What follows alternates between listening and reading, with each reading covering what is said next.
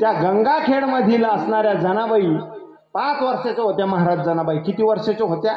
5 वर्षाच्या जनाबाई होत्या. आषाढी कार्तिकीच्या वेळेला त्या परभणी जिल्ह्यातून गंगाखेडवरून जी दिंडी पंढरपूरला येत असायची तर जनाबाईला नवल लागायचं.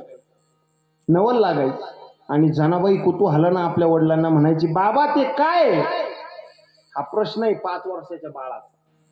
आलं लक्षात? 5 वर्षाचं लेकरू आपल्या बापाला विचारतंय दिंडी जात असताना, बाबा हे काय? त्यावेळेस जनाबाईचे वडील सांगतात, बाळा ही पांडुरंगाची वारी, याला दिंडी असं म्हणतात. जनाबाईनं सांगितलं, ही कुठं जाती? जनाबाईच्या वडिलांनी सांगावं, बाळा ही पंढरपूरला जाती. कशा करता पंढरपूरला जाती बाबा? जनाबाईच्या वडिलांनी एक ना एक प्रश्न जनाबाईंनी करावेत आणि त्या प्रत्येक प्रश्नाचं उत्तर माझ्या जनाबाईच्या वडिलांनी द्यावं, ही संत परंपरा तुम्हाला आम्हाला शिकवते बरं का, लक्षात असू द्या. त्या जनाबाईच्या वडिलांनी सांगावं, पांडुरंगाला त्यासाठी भेटण्याकरता ही दिंडी जात असते. त्या असणाऱ्या सोलापूर जिल्ह्यामध्ये पंढरपूर नावाचं गाव आहे. त्या गावामध्ये पांडुरंग आहे आणि रुक्मिणी माता आहे. या 2 दैवताच्या भेटी करता आषाढी आणि कार्तिकीला ह्या दिंड्या तिथं जात असतात. जनाबाईनं सांगितलं, बाबा मला सुद्धा दिंडीत जायचं, बाबा मला पण दिंडीत जायचं. ऐका, 5 वर्षाचं लेकरू महाराज, खेळायचं वय, बागडायचं वय, आणि त्या लेकरानं आपल्या बापाकडे एक हट्ट धरला, तो म्हणजे दिंडीत जाण्याचा. बरं का, आत्ताचे आपण 5 वर्षाची पोरं काय हट्ट धरते वेगवेगळं सांगायची गरज नाही महाराज. आत्ताचं 1 वर्षाचंच महाराज मोबाईल दिला नाही तर काय आळडत ती.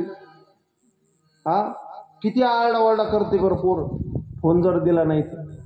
आणि महाराज लोक कौतुकानं सांगतात बरं का दादा, का आमच्या भैयाला जर आम्ही फोन दिला नाही ना तर तू जेवणच करत नाही.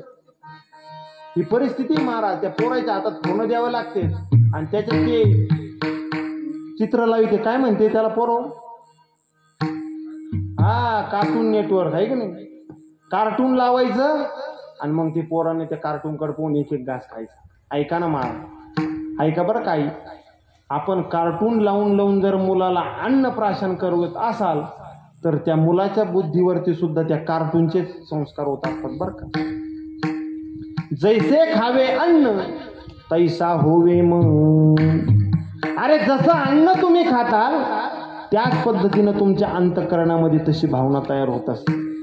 आपल्या मुलानं भविष्यात कार्टून होऊ नये याच्याकरता त्याला आत्ता त्या कार्टून पासून वाचवा, हा ना, नाहीतर भविष्यात कार्टून झाल्याशिवाय पर्याय नाही हो.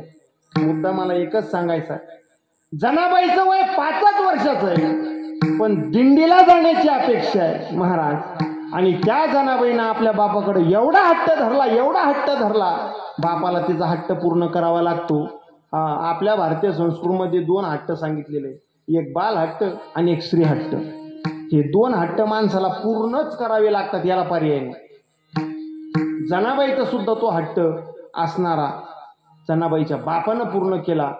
जनाबाईच्या बापानं त्या जनाबाईला 5 वर्षाच्या असणाऱ्या जनाबाईला पंढरपुरामध्ये आणलं. तुरंग परमात्मा पाहिला. जनाबाईच्या अंतःकरणामध्ये त्या देवाला सोडण्याचीच इच्छा होईल.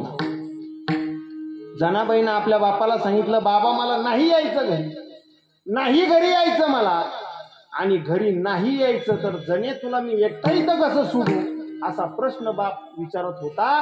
त्या जनाबाईनं सांगावं, बाबा मला या ठिकाणीच मी राहणार आहे आणि तुम्ही जर मला घरी नेत असाल तर मी या ठिकाणी पांडुरंगाच्या असणाऱ्या त्या पदस्पर्शावरती माझा जीव देऊन टाकीन, माझा जीव देईन. हे जनाबाईचे शब्द आहे महाराज. आणि त्याच असणाऱ्या जनाबाईला आपल्या बापानं त्याच ठिकाणी असणारी प्रेममूर्ती नामदेव महाराज, नामदेव महाराजांची भक्ती साधना चालू होती. संत होते नामदेव महाराज. संत हे परोपकारी असतात, माझा मुद्दा लक्षात घ्या. नामदेव महाराजांची भक्ती साधना पाहिली जनाबाईच्या बापानं आणि जनाबाईचा हात खऱ्या अर्थानं त्या असणाऱ्या योग्य हातामध्ये दिला आणि त्या माझ्या सकल संतांनी जनाबाईचा सांभाळ केला. सांभाळिले संती भय निरसली खंती. नामदेव महाराजांनी जनाबाईचा असणारा हात धरला बरं का. त्या 5 वर्षाचा हात एका योग्य हातामध्ये गेला आणि त्या योग्य हातामध्ये गेल्यामुळं आज आम्हाला संत जनाबाई 5 वर्षाच्या जनाबाई होत्या, परंतु त्यांचं जर आज नाव घ्यायचं असेल तर संत जनाबाई असं नाव घ्यावं लागतं. याचं एकच कारण आहे, संतांनी त्यांचा सांभाळ केला. काय केला? सांभाळ केला. जनाबाईच्या बापाच्या असणाऱ्या अंतकरणापासून भीती दूर झाली. अंतकरणामध्ये भीती होती, आता जनाबाईचं काय होणार, जनाबाईचं काय होणार, माझ्या जणीचं काय होणार, ही अंतकरणातील जी भीती होती ती जनाबाईच्या वडिलांची नाहीशी झाली.